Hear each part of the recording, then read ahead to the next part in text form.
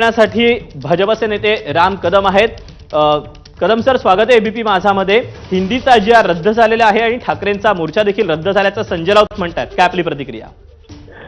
मुळामध्ये हिंदीची सक्ती दस्तर खुद्द उद्धव ठाकरेंनीच केली होती, हे पुन्हा पुन्हा मी प्रकर्षाने या ठिकाणी सांगेन।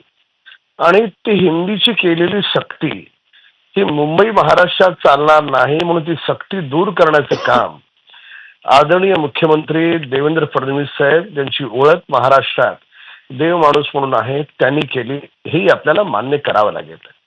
आता गंमत अशी आहे की पहिलीचा लहान मुलगा आहे, त्याला आपण तिसरी भाषा शिकवावी का शिकवू नये, हाच मुळात मुद्दा आहे। उद्धव ठाकरेंनी 2.5 वर्षात फक्त 2दा मंत्रालयात गेले, कोणाला न भेटणारा मुख्यमंत्री अशी त्यांची ओळख।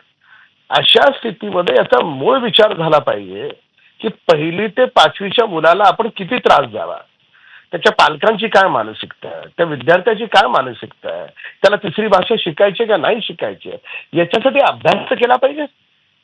2.5 वर्षाच्या काळात कोविडमध्ये आणि बाकीच्या सगळ्या ह्याच्यात खिचडीपासून औषधांपर्यंत फक्त पैसे खाणारं ठाकरे सरकार, त्याने याच्याकडे गेलंच नाही या खोलात।